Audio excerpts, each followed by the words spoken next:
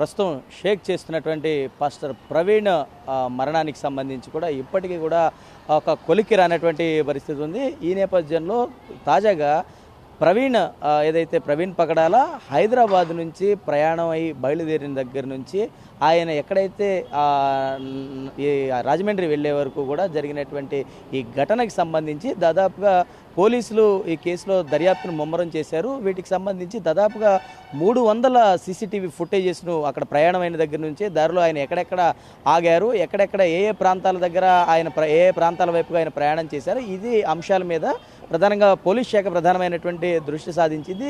దీనికి సంబంధించి కూడా చాలా కీలకమైనటువంటి సీసీటీవీ ఫుటేజెస్ను నిన్న సోషల్ మీడియాలో పెద్ద ఎత్తున వైరల్ అయ్యాయి. అందులో ప్రధానంగా ప్రవీణ్ పగడాల విజయవాడ రామర్పాడు రింగ్ దగ్గర ఆయన అక్కడ ఆగటం, దాదాపుగా 3 గంటల పాటు అక్కడే ఉన్నారనేటువంటి ఒక ప్రధానమైనటువంటి సీసీటీవీ ఫుటేజ్ను ఒకటి బయటకు వచ్చింది. ఈ నేపథ్యంలో తాజాగా నిన్న సాయంత్రం కూడా ఒక ఫుటేజ్ విడుదల అయింది. ఏదైతే పెట్రోల్ బంక్లో ఆయన పెట్రోల్ కొట్టించుకున్నటువంటి ఒక సీసీటీవీ ఫుటేజ్ కూడా నిన్న ఒకసారిగా కూడా వైరల్ అవడంతో దీనికి సంబంధించి పోలీస్ శాఖ వాటికి సంబంధించి అసలు ప్రవీణ్ పగడాల ఎప్పుడు ఏ సమయంలో ఎక్కడికి వచ్చారు, ఎక్కడెక్కడ ఉన్నారనే దానిపైన కూడా ప్రధానంగా దృష్టి సాధించడం మొదలుపెట్టింది. దీనికి సంబంధించి ప్రస్తుతం మనం విజయవాడ గొల్లపూడి, ఇది రూరల్ ప్రాంతం, విజయవాడ గొల్లపూడిలో మనం ఉన్నాం. ఈ ప్రాంతంలో మనం చూడవచ్చు, ఇది విజయవాడకి ఎంట్రన్స్ అయ్యేటువంటి ప్రాంతం. హైదరాబాద్ నుంచి వచ్చేటువంటి ఎవరైనా సరే ఇటు మీద కానీ వచ్చేటువంటి అవకాశం ఉంది.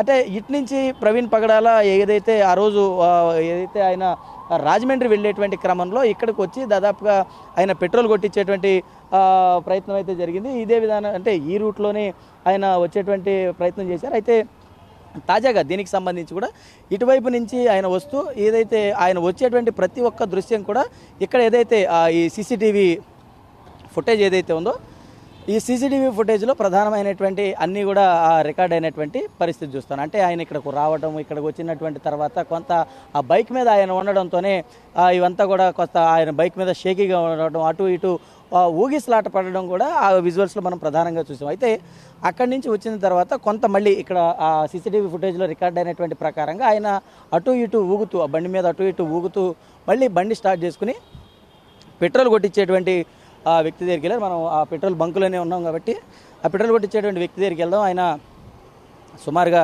అంటే ఏ టైంలో వచ్చారు, ఏంటి, ఎన్ని లీటర్లు పెట్రోల్ కొట్టించడం జరిగింది ఏంటి అనేది కూడా మనం చూస్తా ఉన్నాం. ఇదే ఆ పెట్రోల్ బంకులోకి ఆయన రావడం జరిగింది. ప్రస్తుతం ఆ పెట్రోల్ కొట్టించేటువంటి అబ్బాయి కూడా అక్కడే ఉన్నాడు. ఆ రోజు ప్రవీణ్ పగడాల ఎవరైతే ఈ అంశం జరిగిందో దీనికి సంబంధించి అంటే ఆ పెట్రోల్ కొట్టింది కూడా ఇతనే.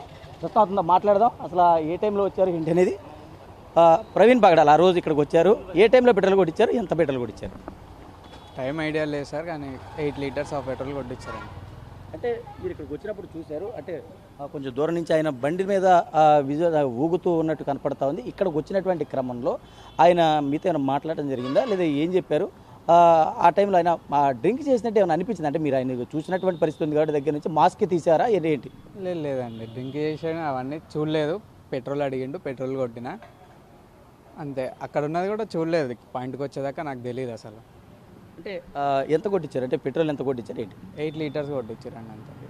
అప్పుడు అంటే ఆ బండి కూడా చూసాం, ఆ బండి విజువల్స్ కూడా చూసాం, హెడ్ లైట్ కూడా ఊడిపోయినటువంటి పరిస్థితి ఉంది. ఇక్కడ ఏమైనా మీరు దాన్ని ఏమైనా గమనించారా లేదేంటి?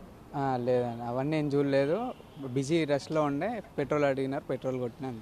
అంటే పేమెంట్ ఎట్లా చేశారు, అంటే క్యాష్ పేమెంట్ చేశారా త్రూ ఫోన్పే చేశారు? ఫోన్పే చేశారు.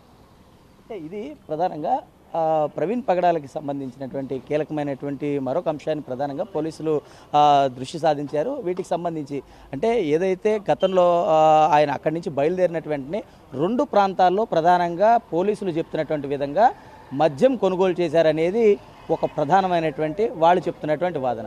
అటు క్రైస్తవ సంఘాలు, అదేవిధంగా కొన్ని ప్రజా సంఘాలు, వీళ్ళందరూ కూడా అటువంటి ప్రొఫెషన్లో ఉన్నటువంటి వ్యక్తి, అంటే అటువంటి వృత్తిలో ఉన్నటువంటి వ్యక్తి మందు తాగేటువంటి పరిస్థితి అసలు ఏమాత్రం కూడా ఉండదు. ఆయన ఆరోగ్య పరిస్థితి పూర్తిగా కూడా సహకరించేటువంటి పరిస్థితి లేదనేది వారు చెప్తున్నటువంటి ఒక రకమైనటువంటి వదంతి. కానీ పూర్తిగా మాత్రం ఈ కేసుకి సంబంధించి చాలా కీలకమైనటువంటి అంశాలన్నీ కూడా సీసీటీవీ ఫుటేజ్ల ఆధారంగానే వాళ్ళు తీస్తున్నటువంటి పరిస్థితి ఉంది.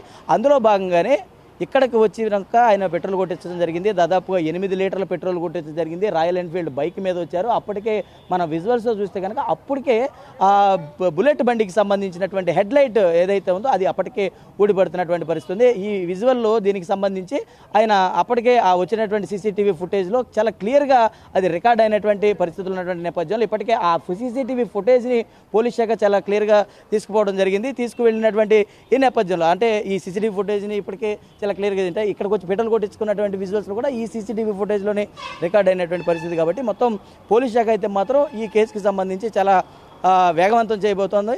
ఎలాంటి ఏ చిన్న ఆధారం దొరికినా ఈ కేసులో ముందుకు వెళ్ళేటువంటి అవకాశం ఉంది కాబట్టి ఖచ్చితంగా ఈ పెట్రోల్ బంకు సంబంధించినటువంటి వీడియో ఇప్పుడు సోషల్ మీడియాలో అయితే మాత్రం వైరల్ అయిందని చెప్పుకోవచ్చు.